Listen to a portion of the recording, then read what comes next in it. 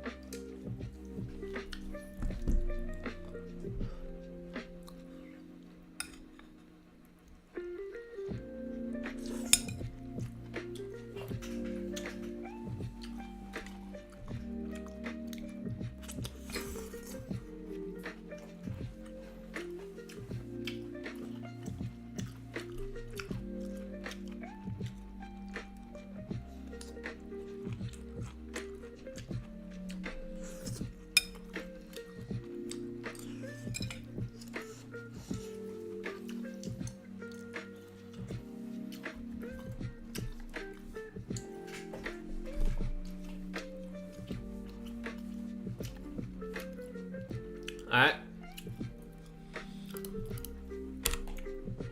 We're gonna do our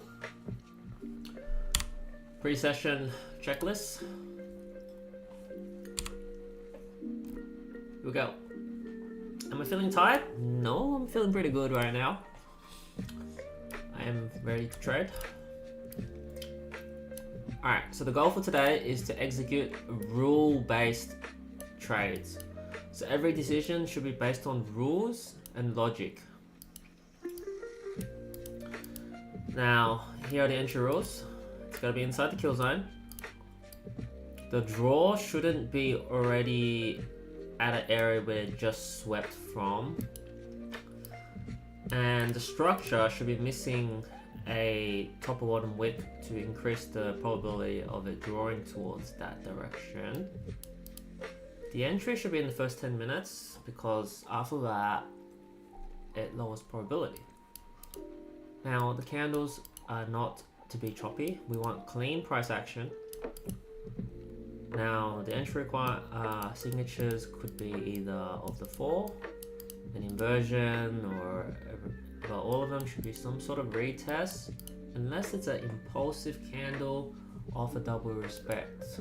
But other than that, double wick reject, confirm retest. Alright. And we want to also mark the first probable rejection zone, which we'll do soon. Alright. Risk management. Our stop loss has to be at the invalidation point. And you don't want to close early unless it invalidates. Either through a stop loss or through trend state delivery, weak momentum, failed expectation. Right.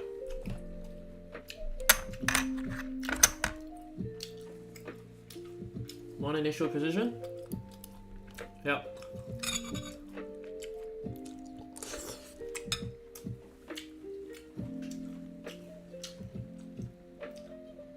Second position only if it sweeps into the second level, or if it's like driving conditions.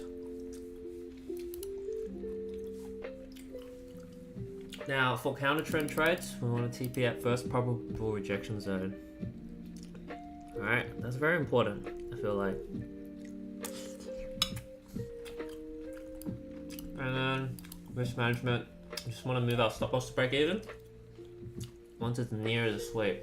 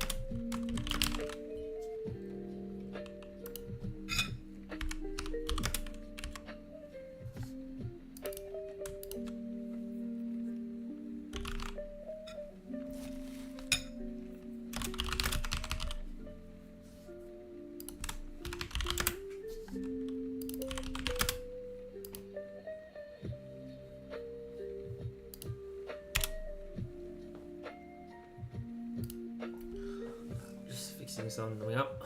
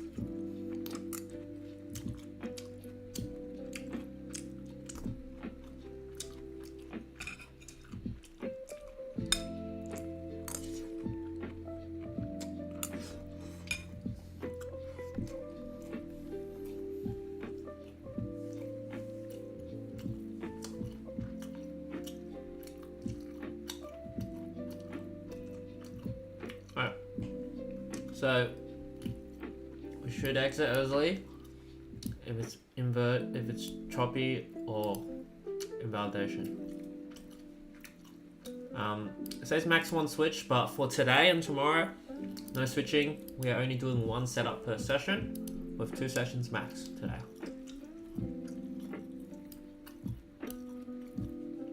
If we miss a signal, exit when we notice. In slow conditions, 15-minute expectations should override the structure and volume. Now, be extra patient after losses. We need to wait for the next sell. Don't force it.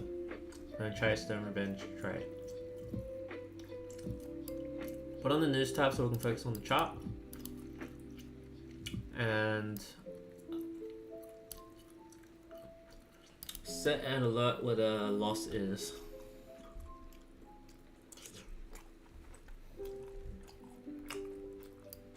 Okay.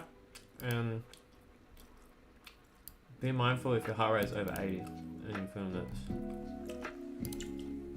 Alright, let's check consistency.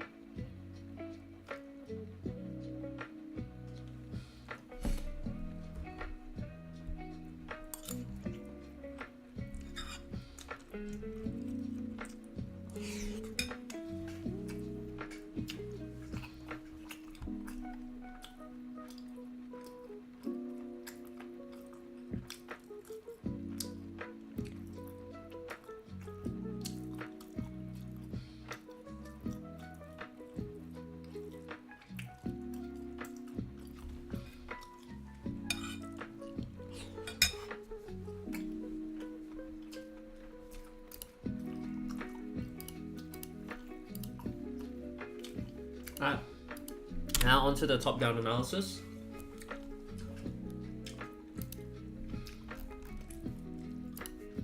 Here we go. So this every session, starting from either the monthly or the weekly, depending on what's relevant. We are in the middle of the month now, so not so relevant yet, but next week a lot more relevant, depending on how this week closes. Monthly candle has went up 2,200 pips. Strong bullish previous month as well. So nothing much we can use there. Apart from it's obviously in a driving condition. Potentially towards the end or halfway, we don't know. Weekly, same story. Got 3 pumps, last 2 pumping weeks. Not much of a pullback. So potentially the rest of the week could flip bearish. It could flip bearish. It already made a little bit of a wick. On the daily, the daily CE got tested and seems to be holding so far. So honestly, if this previous day high, if this previous day high gets swept and rejects, we're going in. We'll be taking that trade.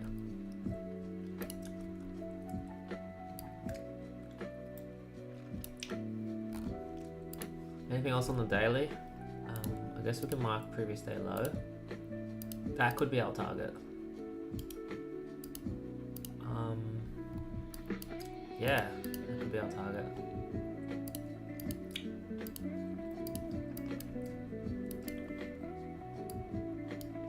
Yeah, could be our target. If this is an inside day, then the next, probably not likely, given that today is Thursday. Today's Thursday, we've got CPI. Yeah, not likely to be a slow day. Should be a quick day in the New York session.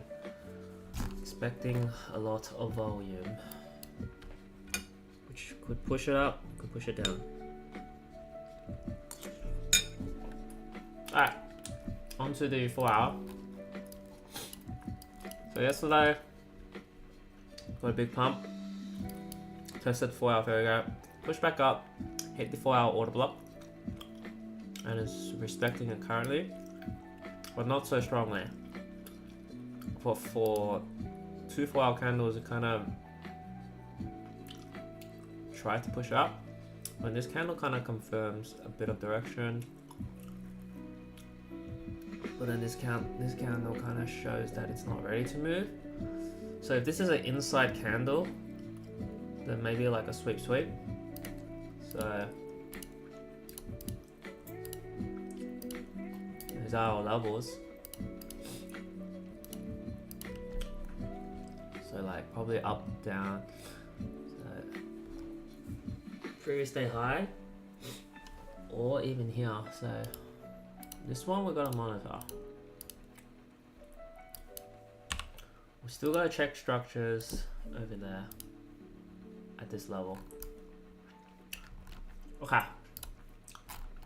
moving on. Price action has been very choppy, slow down, so there's also that possibility of just surging up.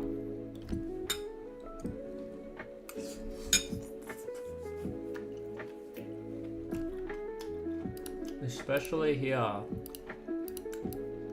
Very interesting.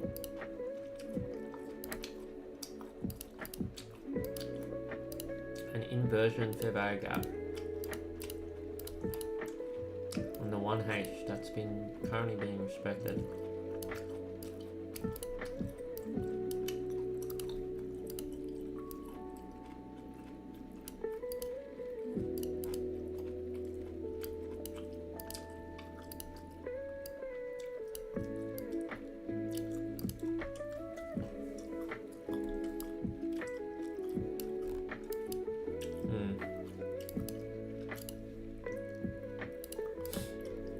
Alright, moving on to the 15.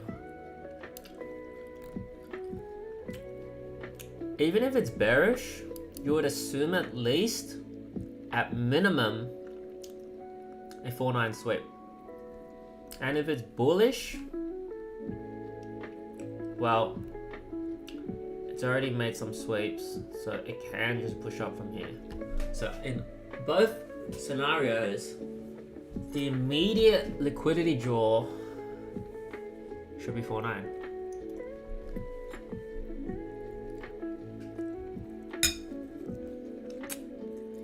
And there we have it. Our bias for the session, 3650.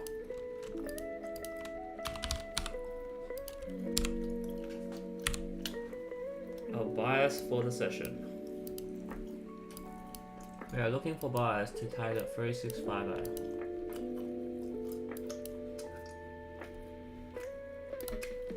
Alright, let's have a look on the one. See if there's any key levels. Holy shit. Got levels here.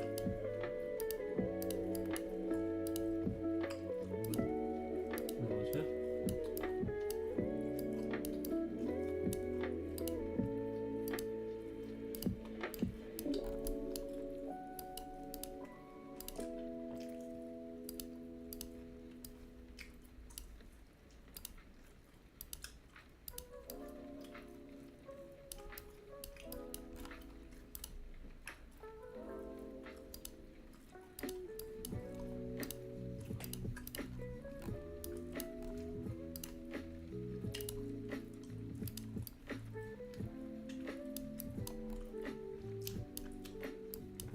We are probably bullish, at least until this. And we can kind of re-decide. So maybe this could be a good level.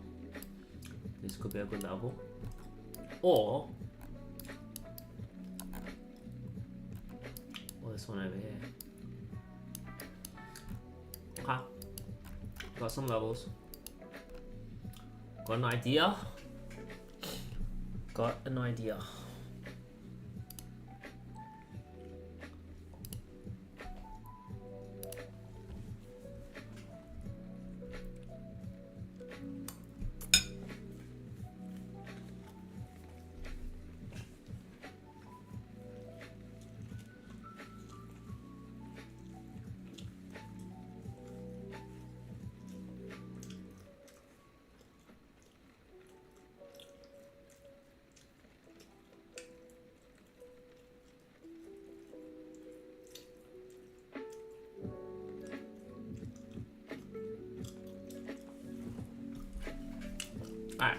What's our volume check?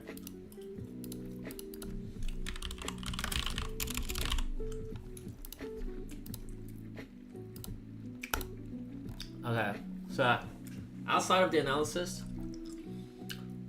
volume requirements should be in the checklist.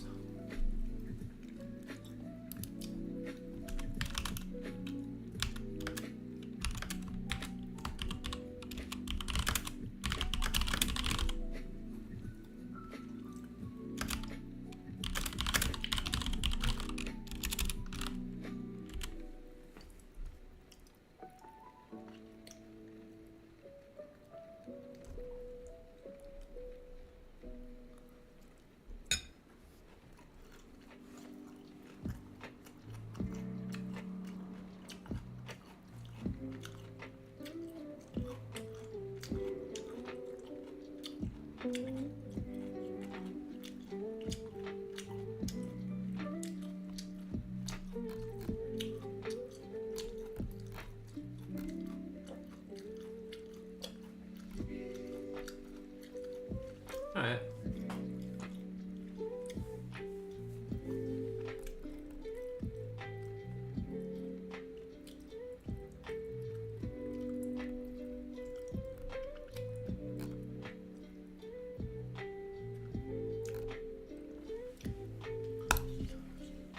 Alright, so currently the volume check is not a pass. It's branching 20 pips, so this becomes red. Fail. Currently insufficient volume.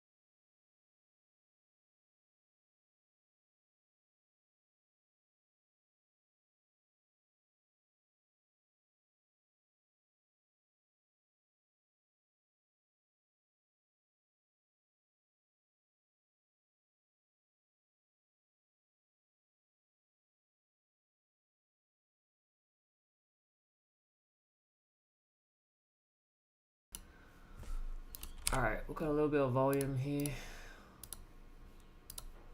Let's have a look, see what we got.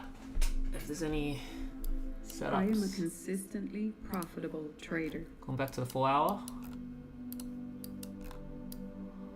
So 48 minutes left on this candle. If this closes an inside candle, then we might get a setup confidence in myself at 10 p.m. I stick to my trading plan like glue. On the 1 hour, it's not much. Really need to at least see the minus sweep. I respect my daily loss limit at all times. Might actually get a continuation up to the 3650 at all times because I highly value myself. So the idea here is I wait like a tiger stalking its prey for my A+ setups to appear. Put this down a bit.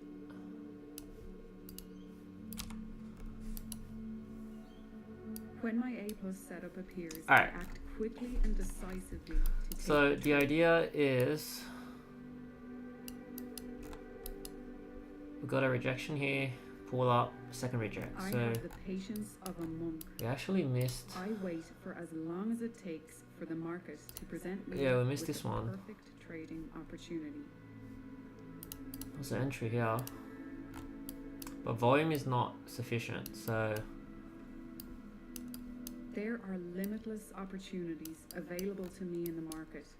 stop It is loss would have only been a matter of patience and probably time until the opportunities appear. here. Still not really A+, very low probability. I am 'Cause of the calm sweep's and not strong. composed when I trade. Volume is kind of weak, but it's picking up now. So I'm gonna switch this to I understand that trading is waiting orange. and waiting is trading. So we've got a sweep over here. I thrive under pressure.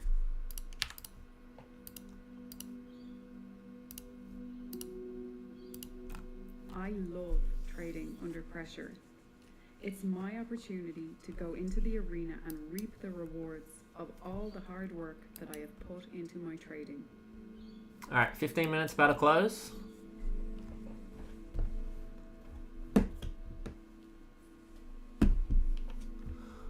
-15-minute closing. If it closes above, we'll look for continuations up to 3650.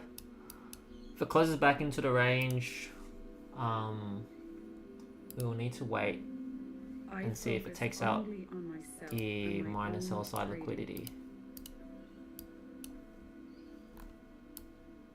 The idea is still to target 3650, is the key to my financial freedom. but we need volume.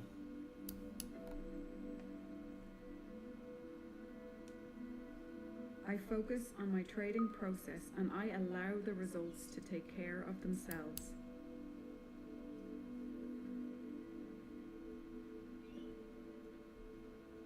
A green day is a day that I stuck 100% to my trading process, regardless of the outcome in my P&L.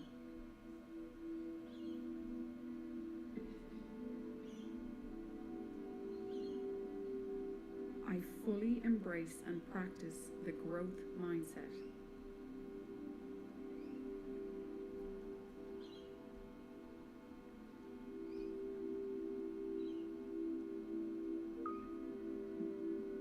I love myself exactly as I am.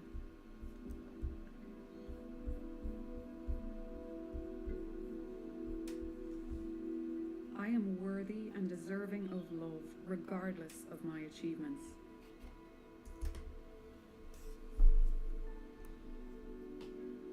Yeah, volume's a bit low. I am loved for who I am.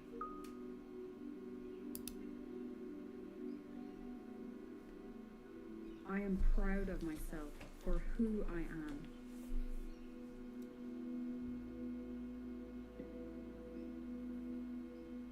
I give myself all the validation that I need.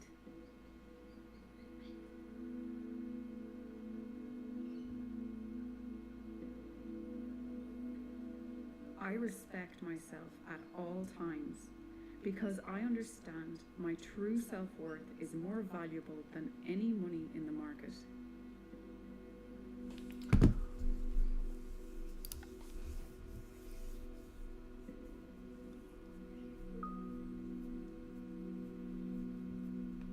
I stick to my trading rules at all times because this is how I honor my value and my self-worth.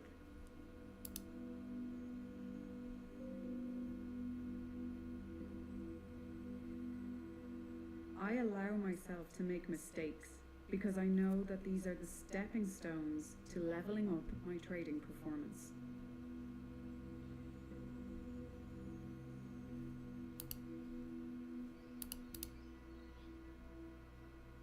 I fully accept the risk inherent in the market and in all of my trades.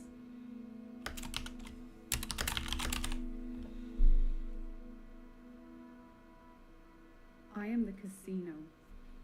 I can graciously accept small losses because I know that overall, when I stick to my trading plan, I always come out on top.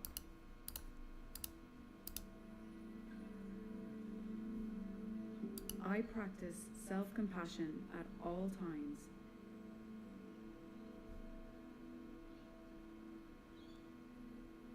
I am resilient.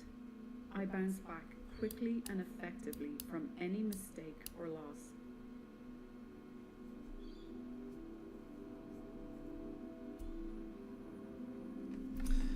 Alright, so basically what I'm looking for is decisively and confidently to follow a sweep of either the minor buy side or the minor sell side with volume so we can get some sort of I reset direction. to neutral after every single trade.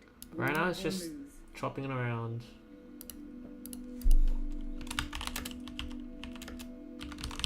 The market is neutral.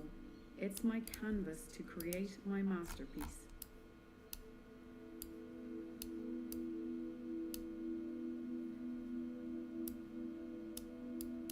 I trade in sync with the market.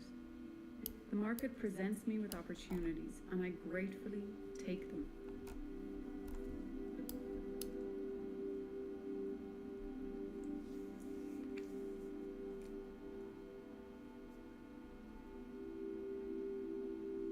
I listen to what the market is telling me, and when I have heard what it wants to tell me, then I act.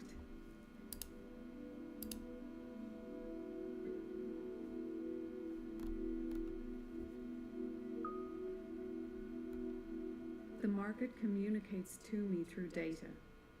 We work as a team, and I follow the market's lead.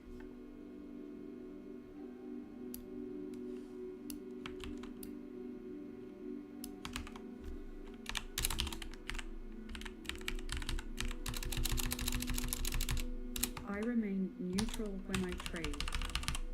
I listen first and act decisively on the information I receive.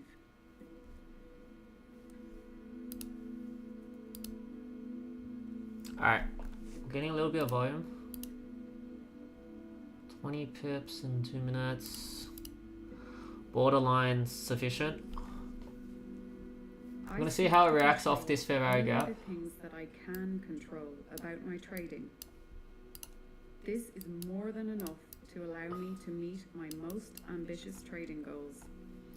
So what happened so far? Sweep below, it's pushed up significantly as a double reject. Of the market is exceptional. Sweep the high, reject, consolidate, push up, retest, instant reject. This is the second reject. Sticking to my process builds my In terms of structure, we're inside the middle, so we're not taking this, but we are going to monitor it. I manage my emotions like a Jedi.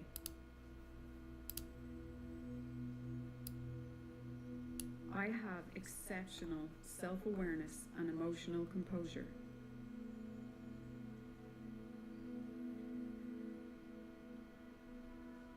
When I see my setup appear, I confidently and decisively take the trade.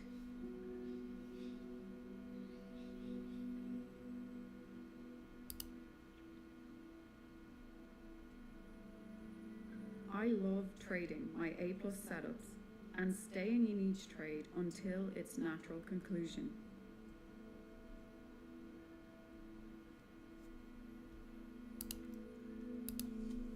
I exit the trade only when I have hit my profit target or when there is a technical signal telling me to exit.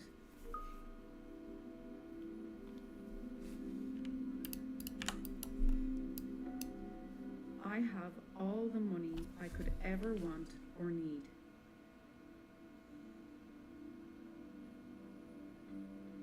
I am rich, and I enjoy the process of spending money and accumulating more wealth.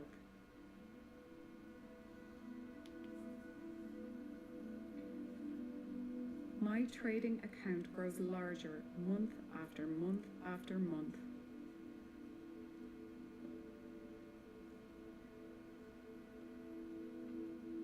My trading is absolutely consistent. Day after day, I make continuous incremental progress, and this is how I have paved my way to being financially free and wealthy.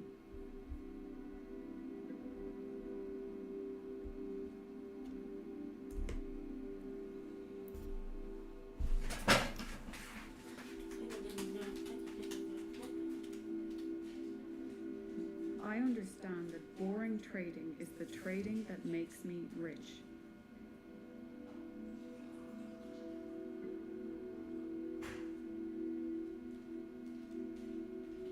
I am now financially free.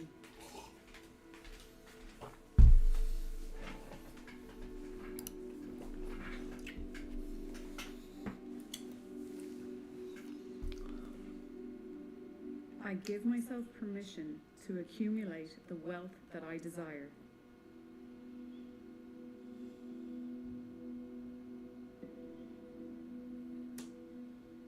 The market is my ATM machine. Every day I withdraw money.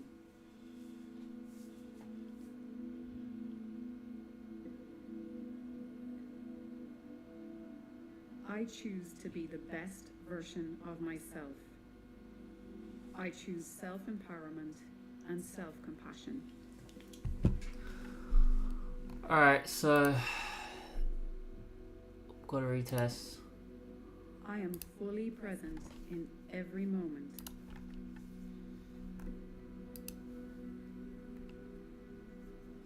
I feel powerful, composed, and content when I am trading.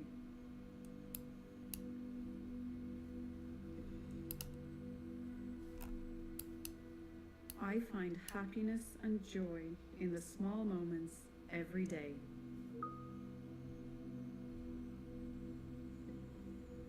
Banana. Yeah. I have met all my trading goals.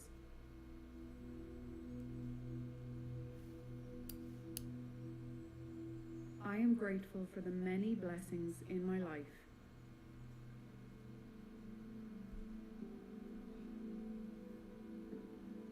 I am a consistently profitable trader.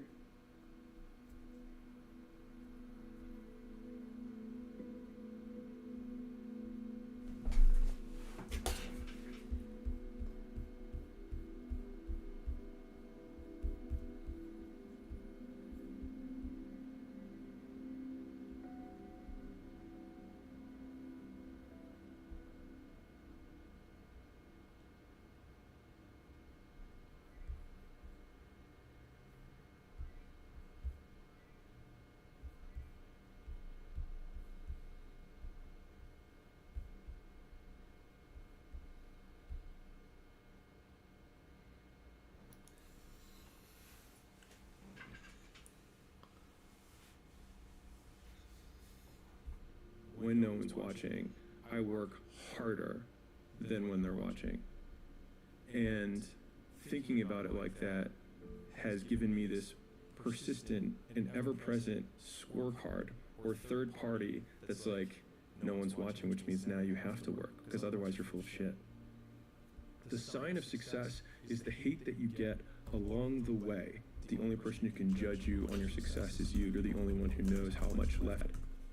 When you're stagnating in a business and you're plateaued and you don't know what to do, it's very painful. When you're declining and you also don't know what to do, it's very painful. And so that means that all conditions of reality are painful. If pain is a prerequisite for reality, then it means it's just a signal that we are alive. Rather than pain is a problem, it is a signal that I'm breathing. It just doesn't matter. You can work every hour of the day. The person who loves walking walks further than the person who loves the destination. I work all the time. That's all I do, and I work until I can't work. They're like, that's not healthy. I'm like, define healthy. I do as much as I can of the thing that I want to do every minute of my day. And I work harder now than I did when I was poor. And I think it's because I've learned to enjoy it. And most people say, I wouldn't live my life that way. You're always working, you're always doing these things. But it's like, I'm actually always spending my time in pursuit, because in pursuit is my button for enjoyment. I will do enough work that there is nothing left to be done. Everyone believes in the American dream until it comes true. And I remember, because what had happened was, everybody, when I was sleeping on the gym floor, right? Like, you know, I was the underdog. You know, my clients were all like, oh, good for you. You know, you're going after your dream. They'd see my blanket and my pillow in the corner of the gym, and they knew I was sleeping there, and it was evident. You know, I lived there, and that everybody was like pro me. And then people would come in, they sign up like, I'm gonna support you, right?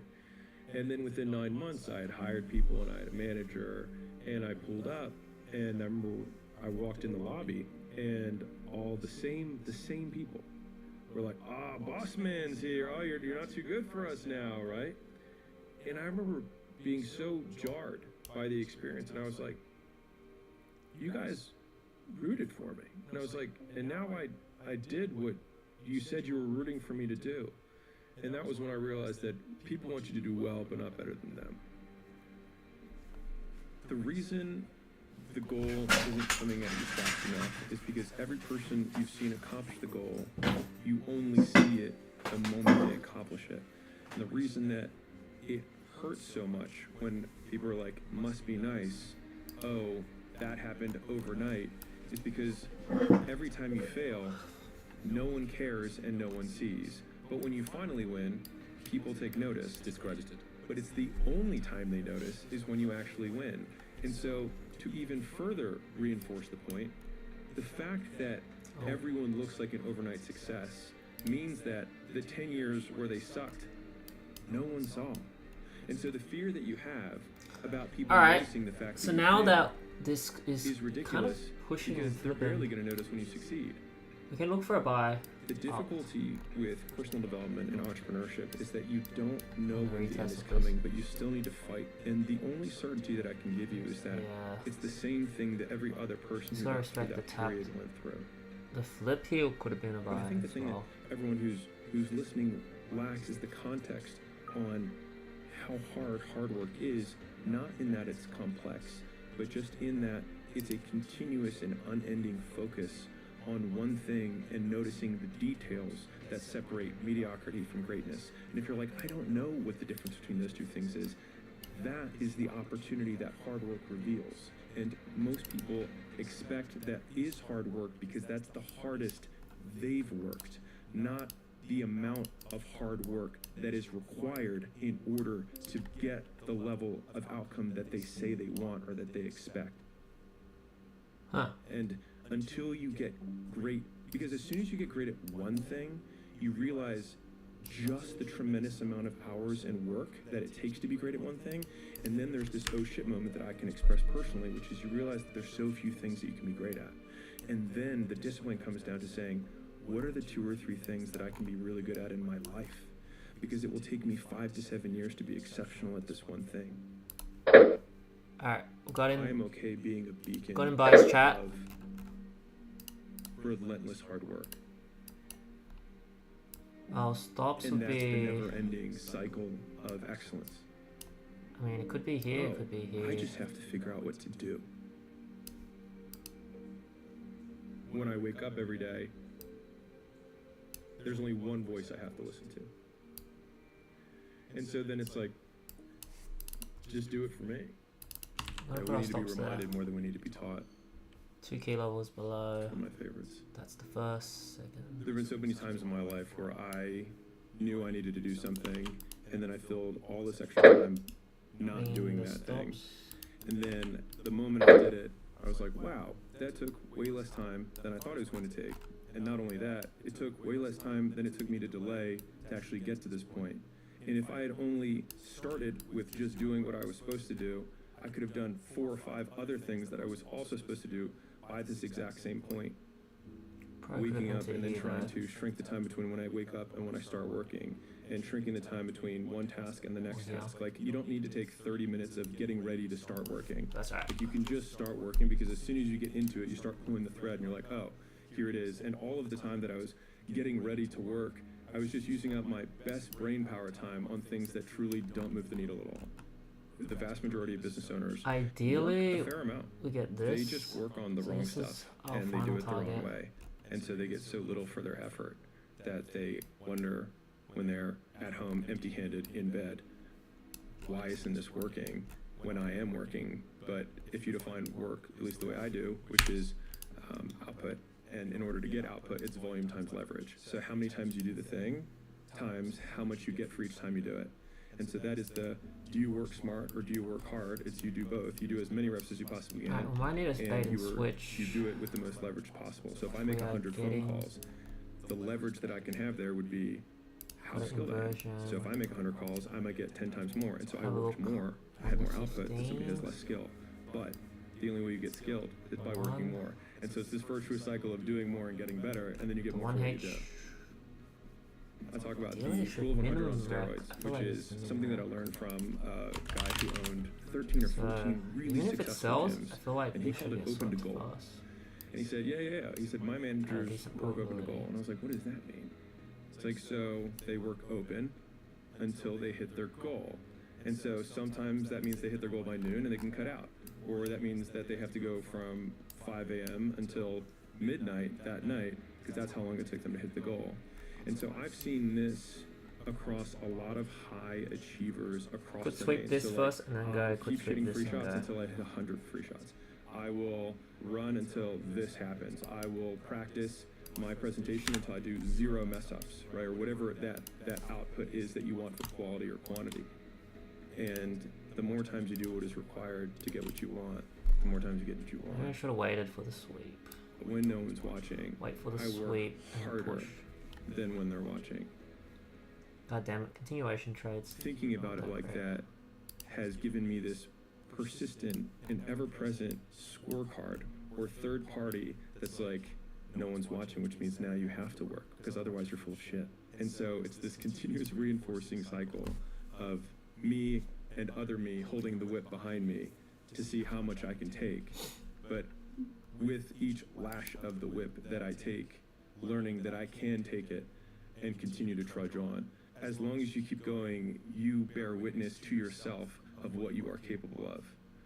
And I find that incredibly satisfying in the trenches of misery when you have to go through it. Hard work is the goal. And so it's not like work hard so that X. Because as soon as you have a so that, then the X is the thing. But if the goal is to work as hard as you Move it possibly down can, a little then bit. the only 5-5. real output we have is who we become along the way. That's about it. Then it's something that I can win or measure myself against every day in real time throughout the day, which is how hard am I working, because that is the goal. Because I know that when I look back on my life, the days that I loved the I'm not most were getting any days when I had nothing rejections. left in the tank. And so then the goal becomes to empty the tank, not where I drive, but just to drive the car as hard as I possibly can. And that means that in the beginning it's just straightaways and just seeing how high I can rev the engine. But as I become more advanced, it's like, all right, well now we've got turns, and then it's turns in elevation, and then it's turns in elevation without guardrails because we have risk.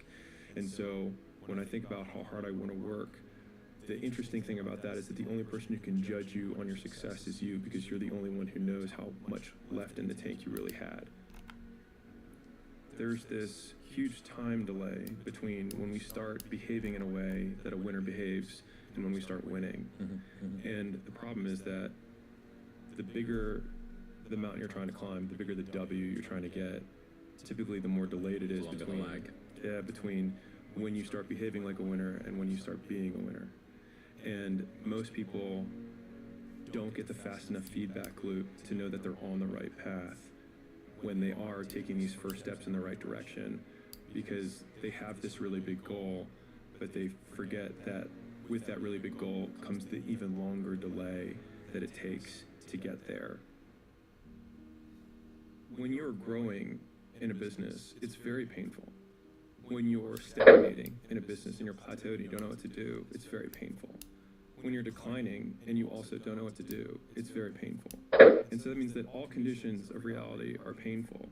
And so if pain is a prerequisite for reality, then it means it's just a signal that we are alive. And so in thinking about that, rather than pain as a problem, it is a signal that I'm breathing, and then becomes irrelevant. In the beginning, you're like, I feel bad, and then you think that should weigh on the decision of whether you do the thing that you're supposed to do. And then you start realizing that you can do the thing even though you don't feel good about it. And you start hypertrophying it. But I think the ultimate version of the hypertrophy, when the muscle becomes a tendon or it just becomes fused, is when you don't even consider how you feel. It's just not a thought. You just do it. Kind of gone right now. Champions just it's respecting interpret me, it's probably anxiety going as down excitement. 3-5. And if you're excited to go up, then you're like, I'm amped. Which is also versus the I'm direction. stressed. But it feels the same. The way you frame it totally changes how you feel when you're stepping on stage. But my 2 cents of, if you are feeling lots of anxiety, it means you need to practice more. That's just my 2 cents. And that comes for everything, whether it's to have a meeting or give a presentation or write an email or do a book. Let's see how this if you reacts feel nervous before you release it, then you probably didn't work on it enough. And I think the reality is that most people, to get not anxious about whatever they're doing, you have to do it so many times that by the last time you're doing it, you're bored of it. Like you don't even want to see the thing again. When you're sick of it is the point where you'll have no adrenal response to the stimulus because you've seen it so many times. You could do it in your sleep because you hate it at this point. And if we think of confidence as the percentage likelihood what we think is going to happen will happen as a predictive metric, then in order to be more confident, we want to have more proof that what we think will happen. And so the easiest way to do that is to do it a lot of times. And so it would be reasonable to say that you're confident that it will go the way you want because it has gone the way you've wanted. Leading indicator of a successful person is the ability to act without anything happening. And when you continue down that path, it happens slower than you expect and then faster than you can imagine. And I think that's the part that everyone misses, is they expect the faster than they can imagine, and they imagine really big. And so then their expectations are really big, really fast, but they take the intensity and they don't apply it to a timeline that's appropriate. The path of personal development is befriending uncertainty. You always have to be the person who roots for you before everyone else does. And it's usually a single clap in the auditorium for a very long period of time.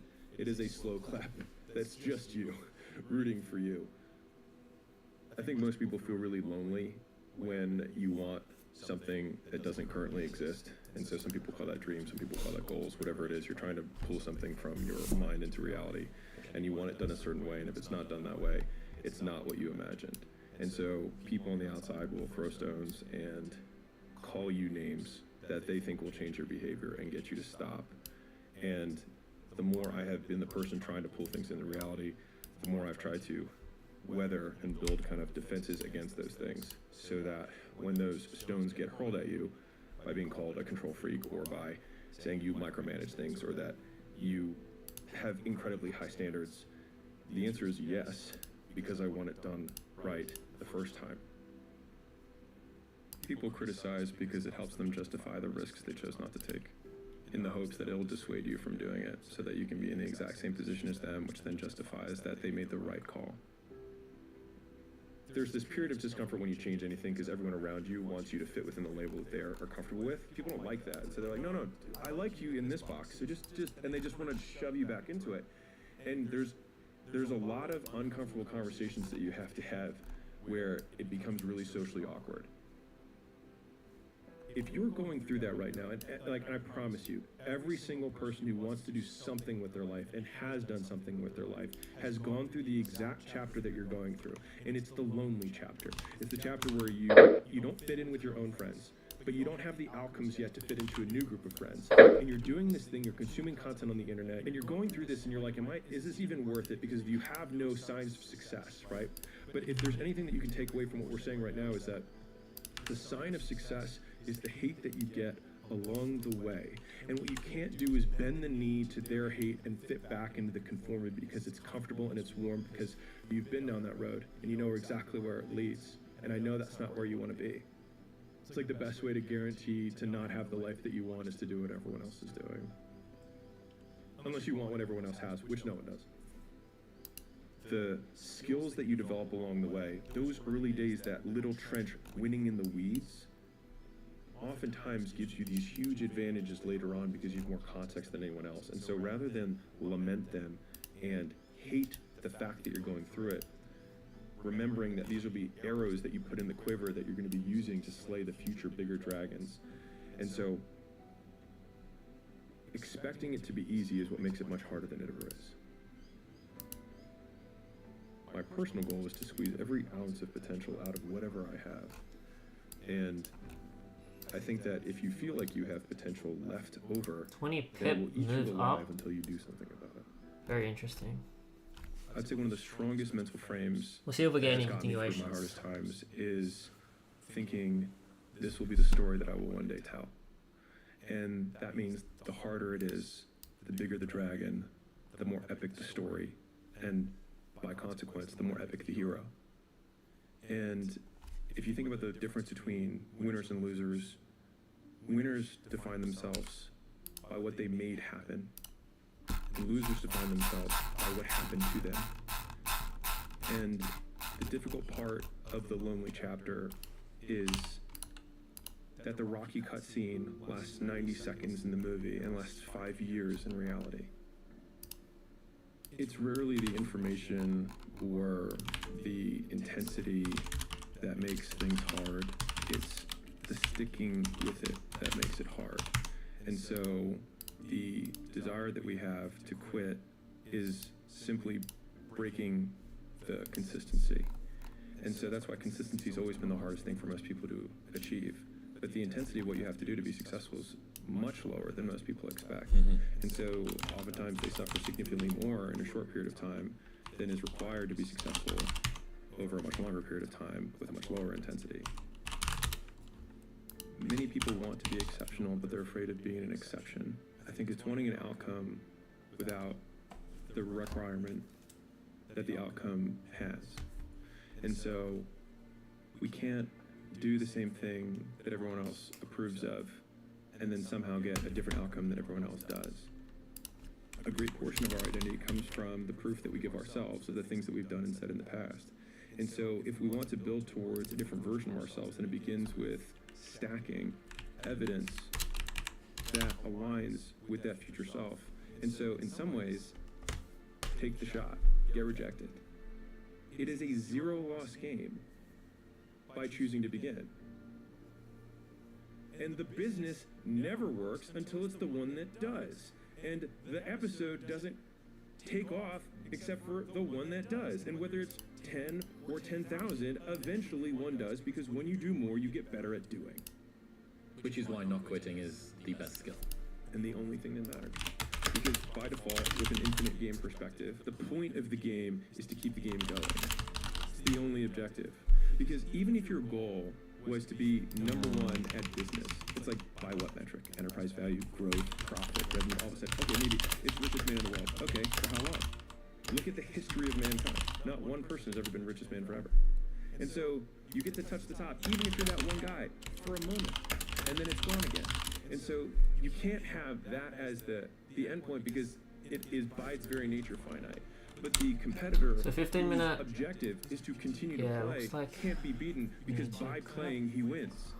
This is why Competition. I think everybody that starts off has this huge amount of escape velocity that's needed to be accumulated. Starting from total inertia, lifting off where the gravity's strongest, going past all of these, the disbelief and the criticism and the lonely chapter and all of this stuff. So they've had to go through all of these trenches and get over all of these hurdles.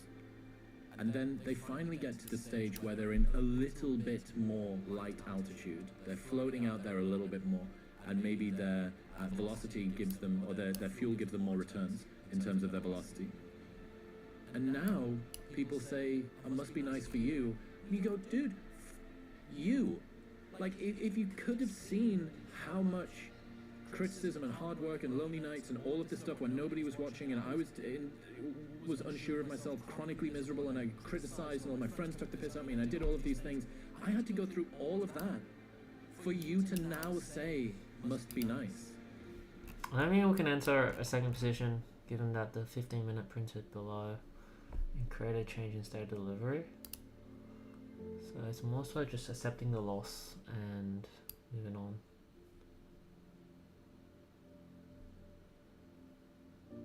Yeah.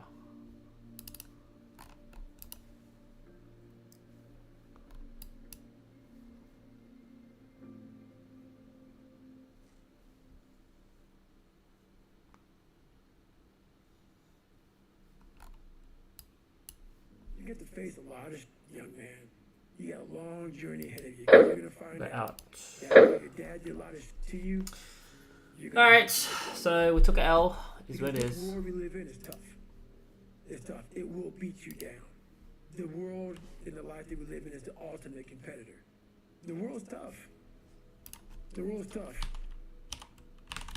It will try to take you out. It will find your weakness 32. and it will just hammer you. So it's time to get back to work. Get back to work. Stop hearing yourself 32 talk. pip Get loss. off the podcast. Don't be on social media too much. Cut out all the Is fucking what it noise. is. Get back to the fucking mental lab. Because that's where the knowledge came from. You need to get to a point in your life where there's nothing can hurt you because you think know exactly who you are. You've faced your Besides the past. entry, everything was You were fine. able Like to how we heal all managed your it was past pretty traumas. good, You were able but to the listen. entry was bad. You're able to Emotions were okay, pretty good. now I can now Didn't talk really- to people we're about chilling. what I went through. I'm no longer embarrassed. I'm no longer Took ashamed. L, is what it Being is. ashamed is one of the biggest things that kill people nowadays. In their minds, kill them from moving forward. I'm ashamed of myself. Don't ever be ashamed of anything you've done in your life. Face it, fix it, make it better. Everything I need is in my mental lab. Everything. Because I'm in constant study of myself. Alright, And I know what needs to be conquered. Because We're I'm gonna constantly going through keep what I don't like, what I'm not comfortable with. 2 I sessions know. max. And only I can fix these Hard problems. stop. Because I have to face these problems. Some shows and suffering is going to happen, Okay. right? So the only thing that you can do is have some shows and suffering to prepare for it. That's the only thing you can do. That's the only thing you can practice for the unchosen suffering. Is have chosen suffering. Do something that sucks every day. I'm not trying to send a message of run 200 miles. Be the best motherfucker in the Alright, world. so that's Be that tough. trade done. Is what You it is. have a part about you that's tough. A part about you that can break down situations and get Got better. cooked. Is what it And is. break down situations very quickly within some trauma in your life, some devastation in your life, because it's going to come. The devastation, the trauma is going to come, and you can't allow that to become a Jersey barrier. It can't be a Jersey barrier. It has to be something that you can maneuver through very quickly and move forward. That takes a lot of toughness. A lot of people, when you die, they figure out why you died. They figure out how you died. Oh, I should have left it at 39 But we never do actually. live autopsy to figure out why we're dying while we are alive. No, And we I can was always re-enter. dying. I was living every day, but I was really dead. Sure, we can always re-enter. And so I figured it out. And once I figured it out, I was able to reborn. I was able to be reborn. You must take this knowledge that you learn from all this shit is knowledge. So I'm just trying to give people that strength to go in the archives of your life. Because There's no while you're momentum, we're probably kind of stuck, seeing something kind of happened like to you in your life. Go through the archives, dig it up, study it, and then use it for yourself. That's the main purpose for me right now. You need to be better here. You need to be better here. You need to overcome this, overcome that. And people need to have purpose to get up. They need purpose to perform. If it comes You need down to one get more to a time point and in your life pushes up, then sure. where there's I'll take it. nothing on the docket.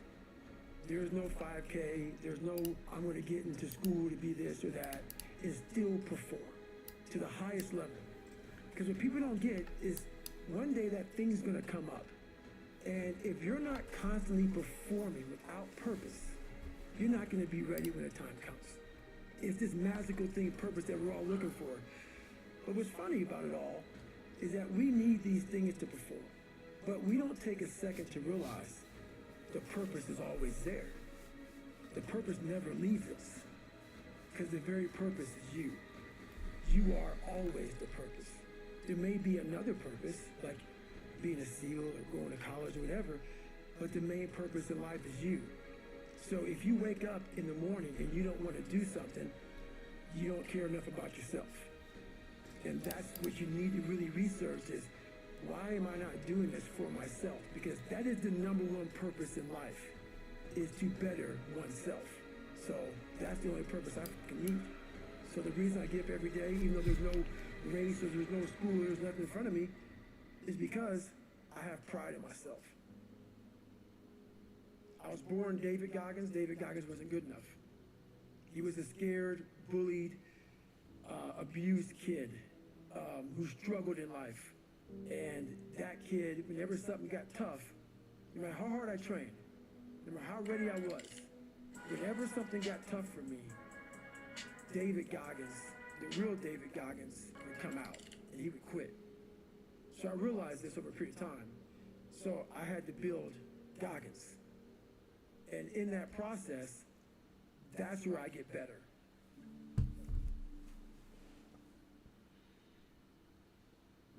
I get better when I'm digging holes in the ground, when I'm waking up early knowing I don't have to do these things.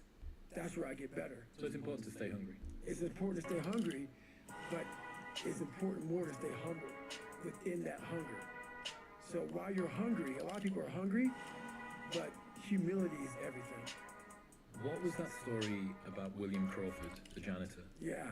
So this guy won the Medal of Honor. So he won the Medal of Honor, and which is the highest award in the military. And this guy went to the Air Force Academy, and he was a janitor. And no one knew who this man was. He had the highest award in all the military for heroics. For heroics, saving lives, putting his life on the line. You know, could have been killed. And he is now basically, you know, cleaning shitters for young kids. And we can all imagine how that probably went. You know, there's probably some, you know, little bit of taunting here and there. He just sat there and cleaned the shitter. So that's why he's in my trained humility part, because for this man to be at the level he was and have that kind of humility to go, I'm a Medal of Honor winner, but I'm gonna put that in my closet, and I'm gonna pick up my broom and dustpan, and I'm gonna pick up, you know, this rag and clean this for these young men. That right there is amazing for me, man. That's where you grow. That's growth, huge growth. And also it shows that he was doing his job. He was a servant. He didn't look at himself any better than anybody else. The second you do that, you totally lost. You cannot look at yourself like people with me even. I always look at people. I know where you are. I know where, because I've been there. That's why I help so many people out. I've never been above you. I've always pretty much been beneath you, and that's where my knowledge came from, so I know how to reach those people who are in the dungeon, because I've been there so many times. You have to be your best self when you're least motivated. And that's the tricky part about all that. Motivation is just a word. You have to have these different things in your mind on where you want to go and know that motivation is not going to get me there. Because I'm not going to always be motivated. Jocko said the exact same thing. He said that discipline eats motivation for breakfast. And discipline's good too. But without a clear headspace, there's no discipline. What do you mean? So, let's say we have a circuit breaker, okay? And I'm loading everything up to one circuit. Just load it up. It's gonna fucking blow. But once that thing blows, man, the circuit's all fucked up. You gotta have each thing plugged into the right spot, like a crowded garage. You can't put anything in it. Once your brain is crowded, discipline is great. Motivation is great. But if you can't fit it in your brain because it's all fucking cluttered with shit, there's no discipline. You may have it sometimes when it fits in that crowded garage of your mind, but you don't have the consistency that you need to have with that discipline. I call it mental zones. Is you're organizing your mind so you can put that discipline.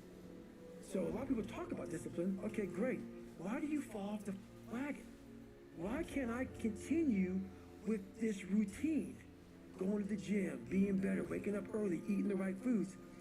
It's because maybe it's your kids, maybe it's your wife, maybe it's your job, and it's all just stuffed in your fucking brain. You don't have it compartmentalized and organized in these nice shelves. A lot of people whose brain, hey, where's my dental? Let me look. They're fucking throwing they're looking through tones, they're all fucked up. So where am I gonna put discipline in that mind if I can't find other shit? You gotta be able to find all these different things in your mind.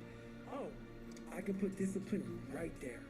If your life is not organized, and your life being everything around you, because it takes one little piece of outside interference to clutter your whole mind. Your mind has to always be clear. That's why I meditate 2 hours every single night, because I refresh, I reorganize the garage, which is my mind, every night. So then discipline's in there, organization, everything is in its right spot. I'm waking up and I'm giving myself all this armor, so when I come out in the world, I'm ready. I'm not waking up late, I'm not rushing around, I'm not disorganized, so when I wake up, I'm ready to go. Why is the truth so important?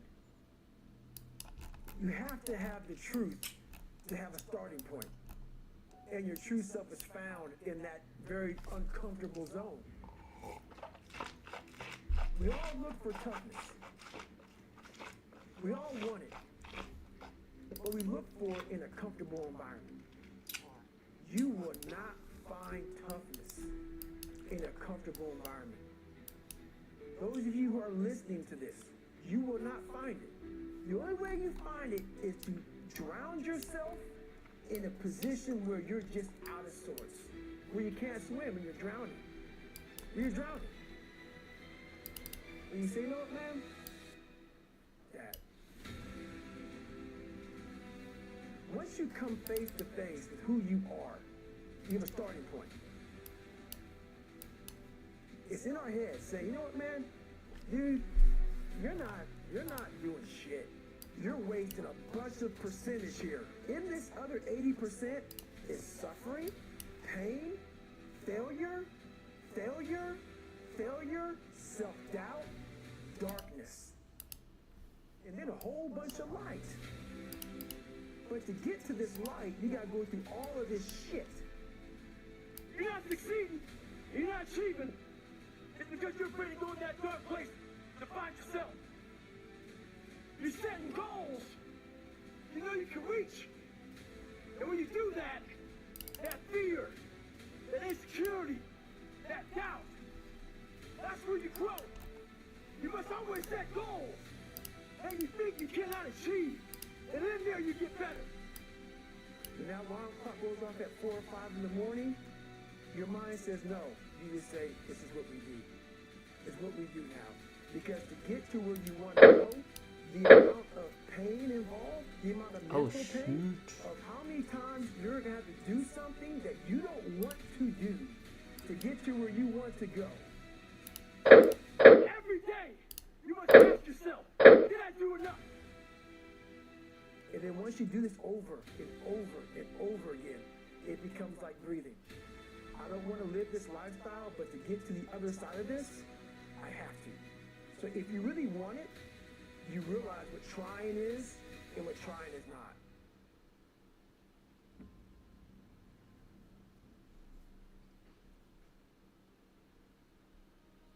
Your brain is the most powerful weapon in the world. Once you put away your phones and your computers and all that shit we have nowadays, your brain is the only thing you have. Bro, when what you're the going through fuck is depression, happening? when you're going through hard times, when you're going through death. God real life damn. shit. You can't Google that shit, man. You're alone. You're alone. You may have a shrink you're going to, you may have a What is best going friend you're going on? to, but We're there's just getting 24 cooked right now. hours in the day where you're alone in this brain. And your brain is talking to you in all kind of ways. And it wants to control you and pull you in these different pockets. If you can't control your own brain and your brain controls you, you're fucked. You got to tell your brain where you want to go and how you want to go and how you want to get there. You got to control it. If not, it's over. So, all I knew back then was hard work. You got to work hard. You got to work hard. I can't get this paragraph. I can't remember what the fuck's in this paragraph to pass this test to get in the military. Read again. Still not getting it. Read again. But if you're not getting it, write it out. And that's how I started learning. I realized if I keep going back and going back and going back until the shit just becomes, your mind will say, oh, okay, we're going to figure it out. We'll find a way. Because he is not going to stop. It's not like, I'm going to try one more time. No. Wrong part goes off, boop, we're going back. I can't read right, we're going back.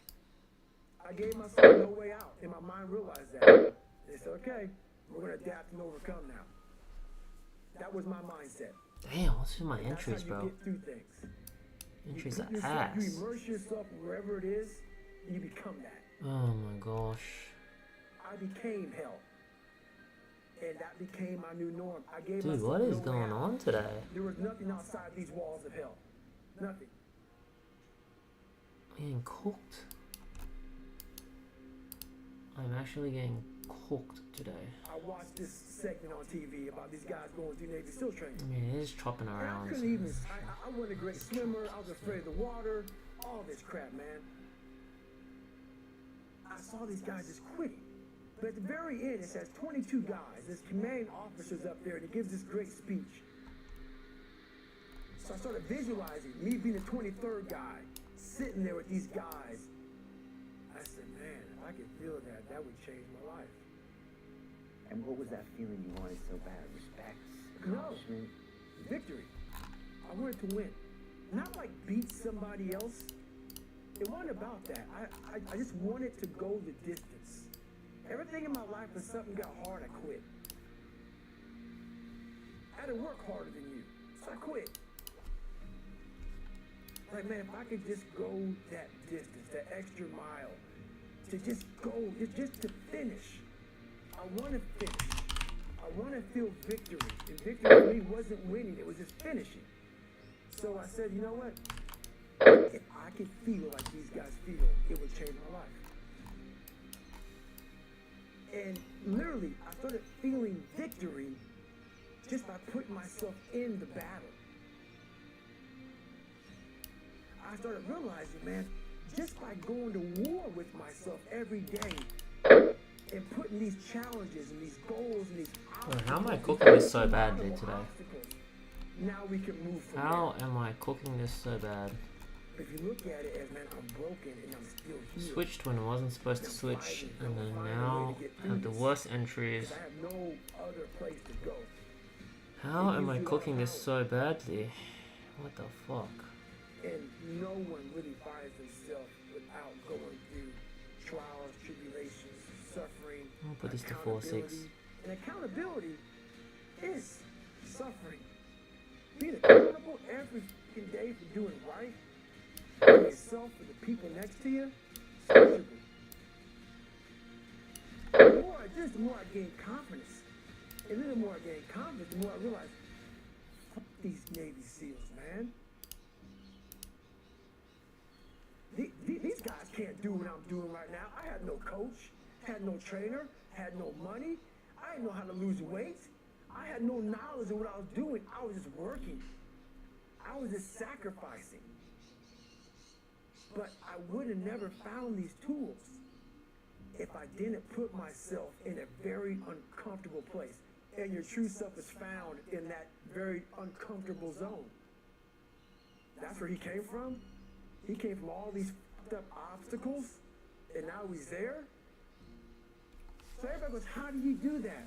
You know exactly how to do that. God damn. Fucking getting cooked today. I'm gonna stop doing continuations. Wait for the sweep rejects. Much safer and better.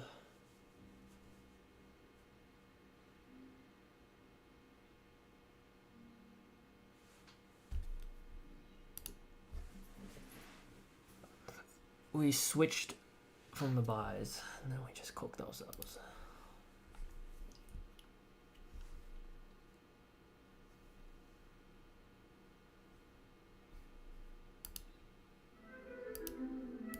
There's a lot of thought behind a person being a born loser, becoming who I am today.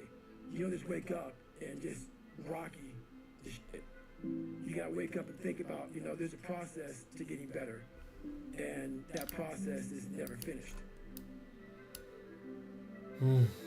Bro, I'm actually getting Like a lot cooked. of times, if your back is hurting, I'm it may getting not be your cooked. back. It may be something else in your body that's making your back hurt. Actually For getting me, cooked, bro. I'm What like, the man, fuck? why can't I get past this fucking hurdle? So like I said, I'm always examining myself every day. What is it? What is it? Well, there's only one thing you haven't examined yet, and it's going back to the beast, going back to the demon. All the fucking times that I was like, I'm not going back, and I went back. I'm not going back, and I went back. I'm not going back, and I went back. It showed me even more of what we have as humans. If we're willing to go there and we're willing to push that extra step. A lot of people, man, how do you do what you do? At the end of the day, I ask myself one question: can I take one more step?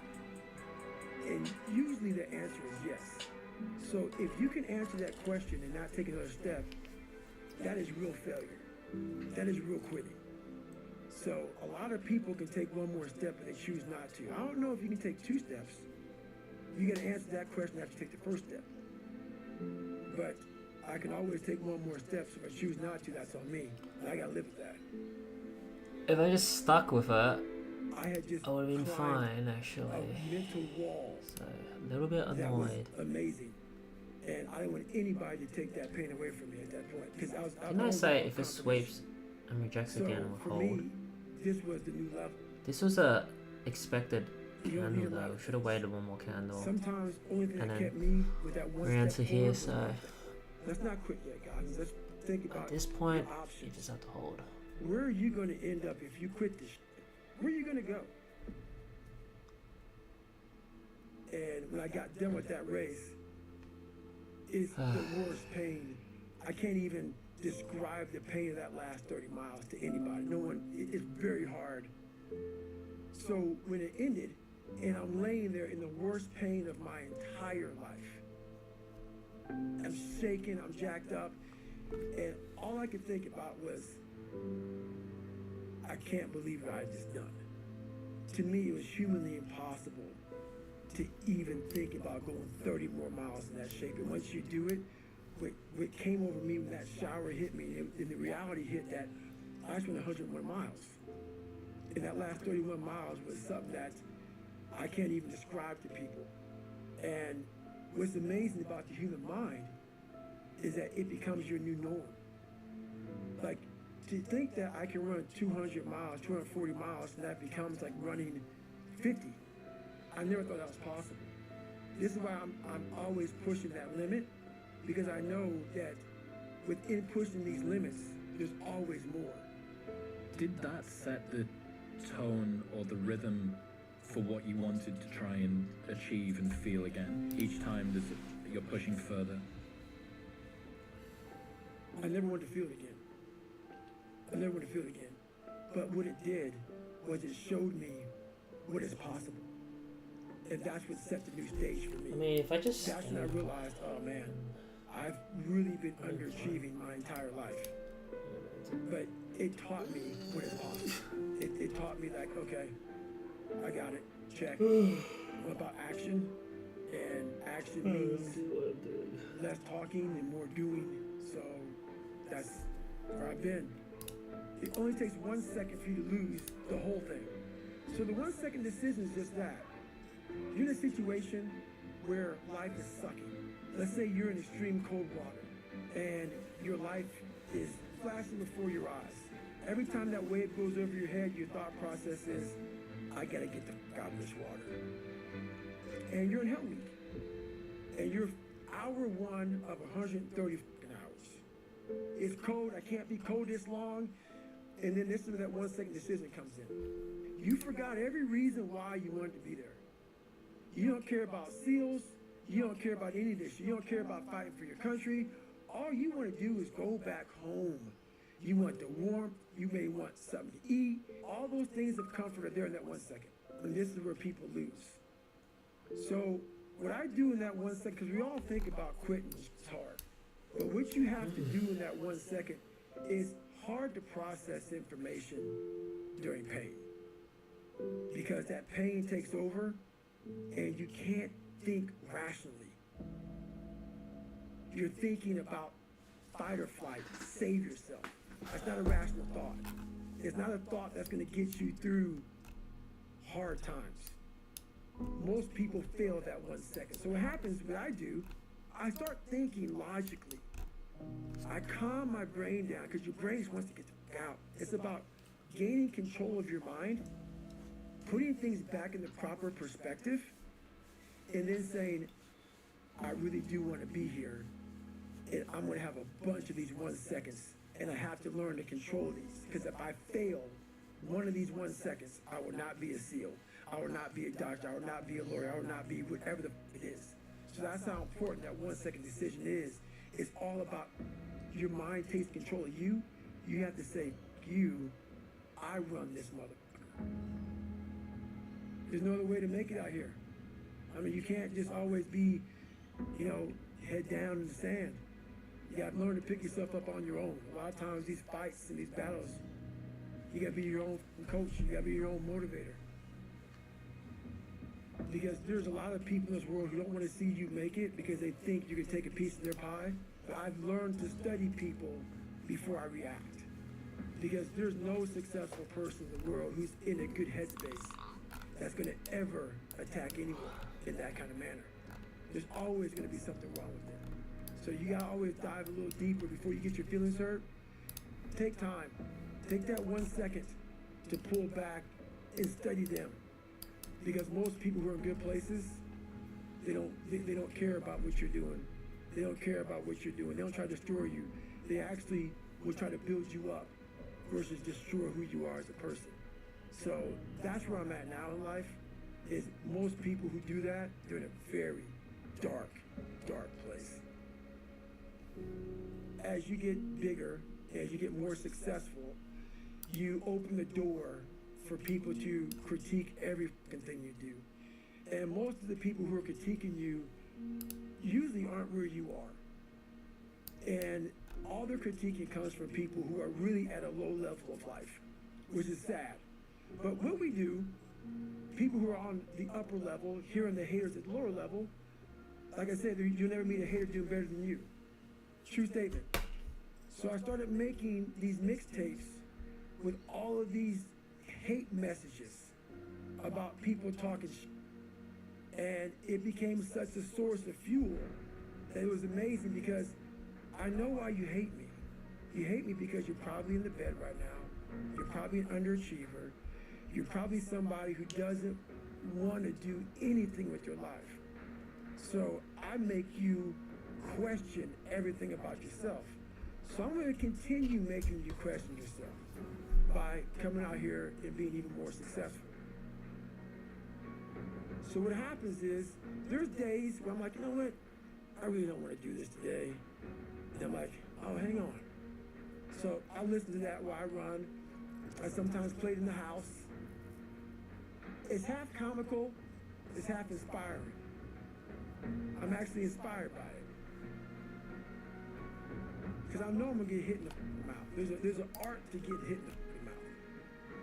And that is why these things are important. You have to wake up and you have to give yourself belief. You have to give yourself confidence. So it starts with that run. Belief is like, there's an after school special belief where the mom says, believe in yourself. And that's all great, but there's also a built belief. How I build belief is through the daunting tasks I put myself through. So that's proof positive that I can. You don't become confident by shouting affirmations in the mirror, but by having a stack of undeniable proof that you are who you say you are. Outwork your self-doubt. Yes, because a lot of people, is that when you wake up in the morning, pound your chest, look at yourself in the mirror and do all this freaking bullshit. I hope it works. What works for me is that everyday resume. The things I know I've accomplished, the things I know I've done, real hard work, the real calluses on my mind, the real calluses on my hands. That's it. You must build belief. You must build confidence and say, I can knock that shit out.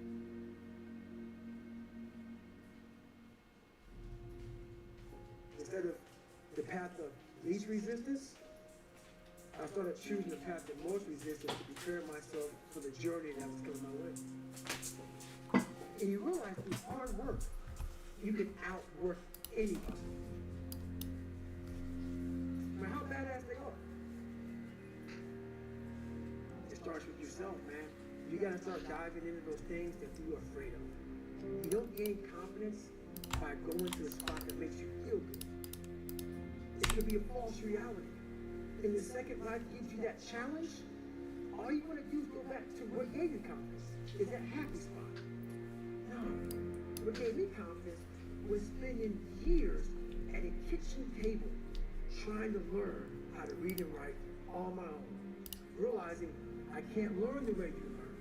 I can't. But I can learn. What gives you confidence, not being afraid, is overcoming the fear. That's what gives me confidence, is facing these things, overcoming them.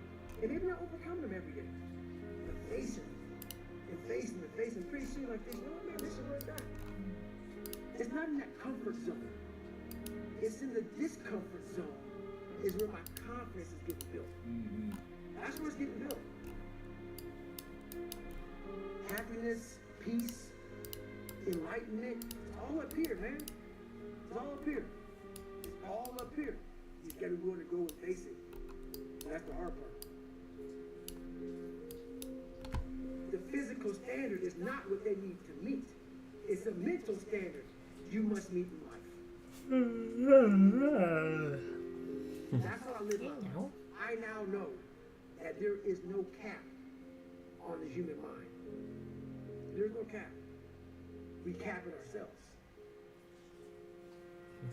And most people quit. I just started. And when you take that mindset and you learn to flip that around, that's what made me powerful. And my body followed. Looks like we're gonna sweep this minor level. We've got to monitor reactions here though. Sure.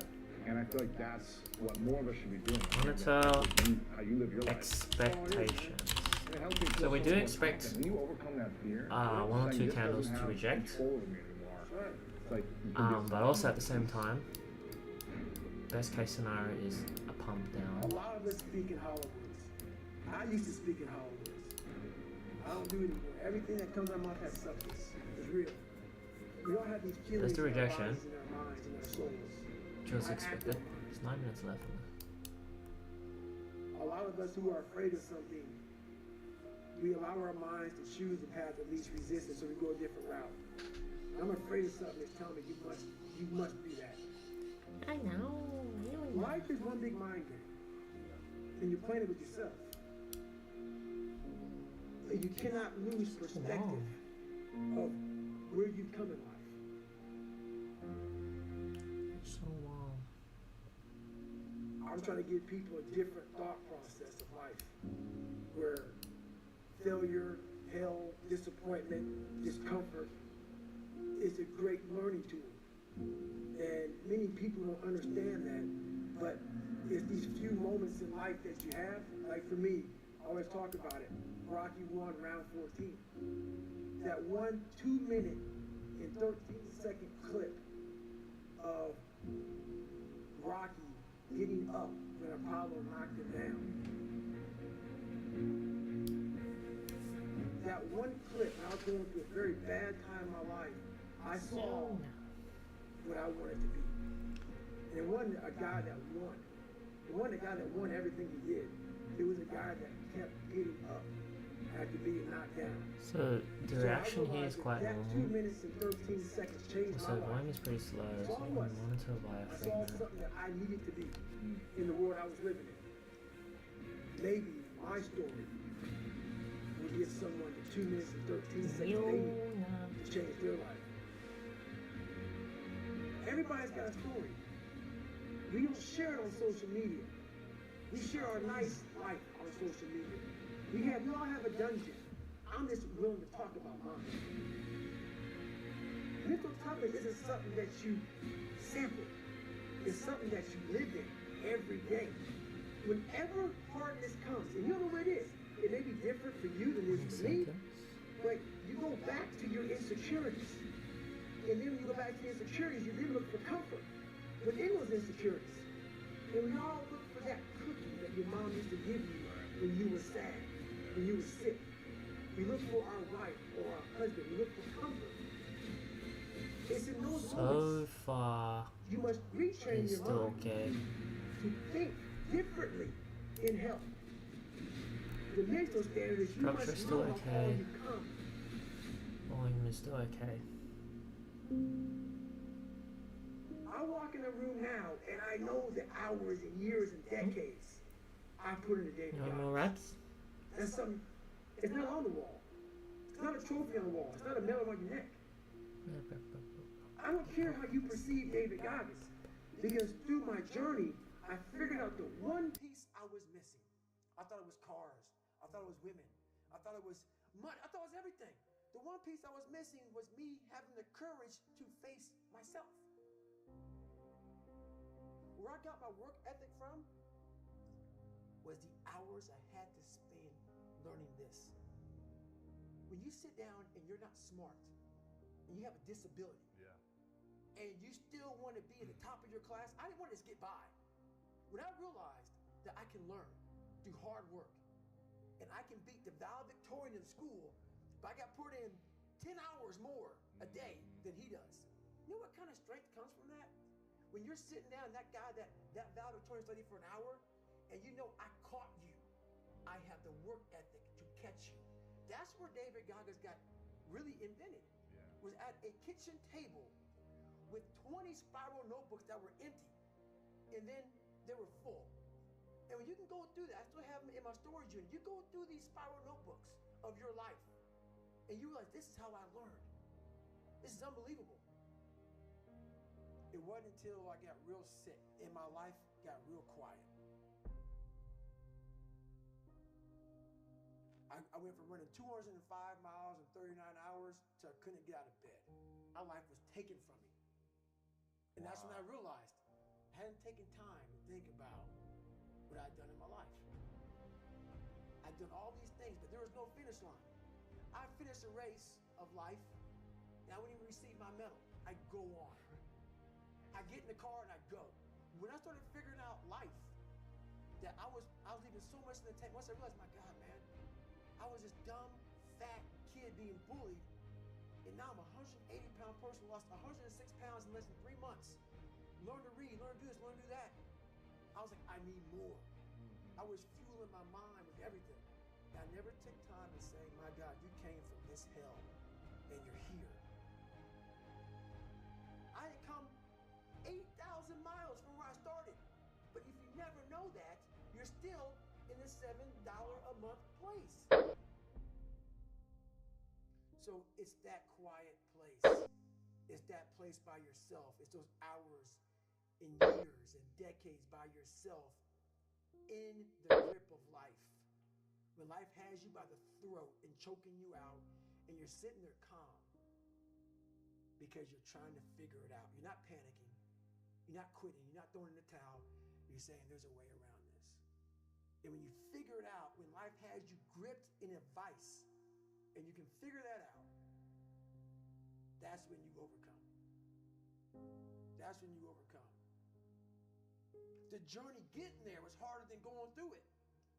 You know? So That's the whole thing about life, man. It's that journey that makes you who you are.